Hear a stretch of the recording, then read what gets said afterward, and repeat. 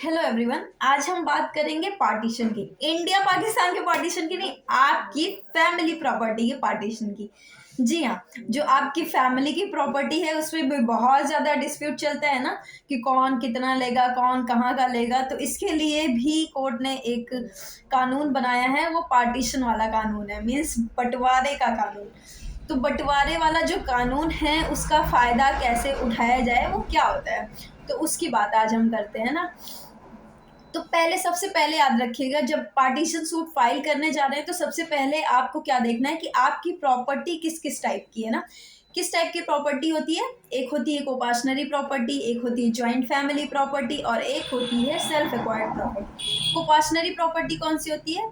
जो लंबे समय से चलती चली आ रही है, मतलब जैसे आपका घर है जो आपके दादाजी ने बनवाया है, उसमें आपके पापा जी, आपके पापा के भाई जी रहते थे, फिर उसमें अब आप लोग भी रह रहे हैं, तो वो हो गई कोपाशनरी प्रॉपर्टी। मीन्स जो दादाजी की प्रॉपर्टी थी वो वाली प्रॉपर्टी कौन सी होगी? कोपाशनरी प्रॉपर्टी आपके लिए ना, थर्ड जनरेशन के लिए वो कोपाशनरी प्रॉपर्टी हो गई। और उसके बाद क्या आता है? उसके बाद आती है जॉइंट फैमिली प्रॉपर्टी। मीन जिस आप सब लोगों ने मिलकर जिस प्रॉपर्टी को खरीदा हो, जो संपत्ति आप सबके द्वारा खरीदी गई हो, सब लोगों को मिल गई। और सेल्फ एक्वायर्ड प्रॉपर्टी क्या होती है? जो आपने खुद खरीदी हो, आपके भाई ने खुद खरीदी हो, आपके फादर ने खुद खरीदी हो। तो ऐसी प्रॉपर्टी क्या हो जाती है? जॉइंट वो सेल्फ एक्वायर्ड प्रॉपर्टी, राइट। उसके बाद क्या होता है? ये दो नेचर की भी प्रॉपर्टी होती है, एक एग्रीकल्चरल और दूसरी नॉन एग्रीकल्चरल। एग्रीकल्चरल कौन सी प्रॉपर्टी है? जो खेती की जमीन है, जिसमें खेती वगैरह होता है, जिसका रेवेन्यू आप पे करते हैं।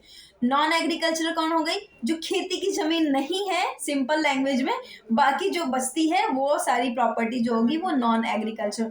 जैसे कि आपके पापा का बिजनेस है, आपका घर है जो दादाजी ने बनवाया है, या फिर आपके फादर ने बनवाया और आपके फादर अब नहीं है, फादर का बैंक बैलेंस मीन्स, या फिर आपके दादाजी का बैंक बैलेंस, ये सारी चीजें क्या आ जाएंगी? नॉन एग्रीकल्चर की श्रेणी में आ जाएगा ना, ये सारी चीज। और इन दोनों टाइप की प्रॉब्लम, इन दोनों नेचर की प्रॉपर्टी को डिवाइड करने के लिए दो कोड बनी हुई है। मीन्स अगर कोई जमीन है जो खेती से रिलेटेड है, उसका अगर आपको पार्टीशन करवाना है, उसको बराबर बराबर भाग में बंटवाना है, तो उसके लिए आप जाएंगे रेवेन्यू कोर्ट, मतलब राजस्व न्यायालय।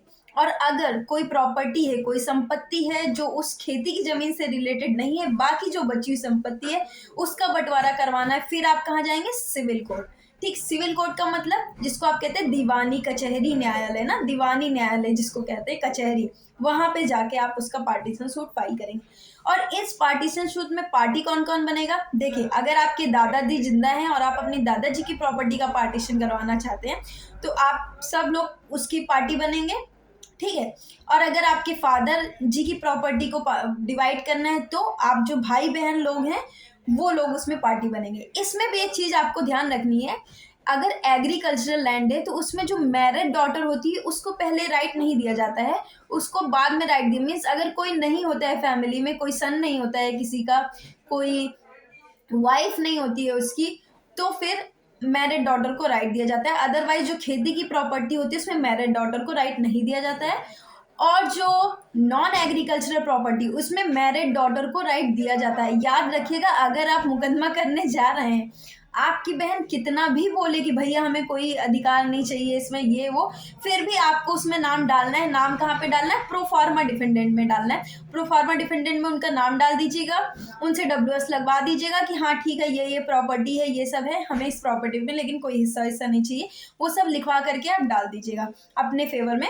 क्योंकि अगर आप उनका नाम नहीं डालेंगे तो फिर आपका जो मुकदमा है वो खारिज हो जाएगा। इस बात को लिख करके आपने नेसेसरी लोगों को पार्टी बनाया ही नहीं है, इस बात को लिख करके वो खारिज कर दिया जाएगा। अपोजिशन भी जो मीन्स, अभी तो आपके भाई शायद आपके साथ में हो, लेकिन जब आप मुकदमा कर दें फिर वो आपके साथ ना हो, वो ये उनका दिमाग नहीं चलेगा, लेकिन उनके वकील साहब का दिमाग चलेगा कि इन लोगों को भी पार्टी बनाना चाहिए था और ये पार्टी नहीं बने, और वो कोर्ट को बताएंगे और कोर्ट जरूर से जरूर खारिज कर देंगे, या फिर आपको बोलेंगे पार्टी बनाने के लिए, या कोर्ट खुद उन लोगों को पार्टी बनाएगी। तो इस बात का जरूर ध्यान रखें कि उन लोगों को मीन्स अपनी बहनों को भी पार्टी बनाएं, अगर वो प्रॉपर्टी नॉन एग्रीकल्चरल है तो। और एग्रीकल्चरल है तो अनमैरिड डॉटर्स जो होती है उनको राइट दिया जाता है, मैरिड डॉटर को नहीं दिया जाता। अगर कोई नहीं होता है फिर मैरिड डॉटर को मिलता है। तो इन सब बातों का ध्यान रखें। और उसके बाद एक चीज़ ध्यान रखें कि किस टाइप की प्रॉपर्टी का बंटवारा आप कर सकते हैं। वहाँ पे जाके सारी प्रॉपर्टी को आप नहीं दे सकते हैं, ठीक है। तो कैसी प्रॉपर्टी का बंटवारा, मीन सेल्फ एक्वायर्ड जो प्रॉपर्टी होगी उसको बंटवारे में नहीं डालेंगे। मीन जो सूट फाइल होगा वो आपके फादर की प्रॉपर्टी, फादर की प्रॉपर्टी का ही सूट फाइल होगा। अगर आपके भाई ने खुद कोई प्रॉपर्टी खरीदी होगी तो उसको आप उस बंटवारे के मुकदमे में मत डालिएगा, क्योंकि उसका पार्टीशन का सूट में वो नहीं आता है। उस चीज़ को आप उस चीज़ का पार्टीशन नहीं करवा, उसमें आपका कोई राइट नहीं है। वो आपके भाई ने खुद अपने पैसों से खरीदी हुई है और आपको लेना भी नहीं चाहिए ना, कि वो उसकी मेहनत की कमाई है, आप उसमें लेने जा रहे हैं, गलत बात है ना, उसमें मत लीजिएगा। जो आपकी फादर की प्रॉपर्टी है बस उसी में। और एक बात को ध्यान रखिए, फादर की अगर अपनी खुद की खरीदी हुई प्रॉपर्टी है और फादर जिंदा है तो ऐसी प्रॉपर्टी में भी आप पार्टीशन सूट डाल करके बंटवारा नहीं करवा सकते हैं। आप अपने फादर से उनके जिंदा रहते सिर्फ कौन सी प्रॉपर्टी को क्लेम कर सकते हैं, जो आपके फादर को उनके फादर से मिली हुई हो, उनकी खरीदी हुई प्रॉपर्टी से नहीं।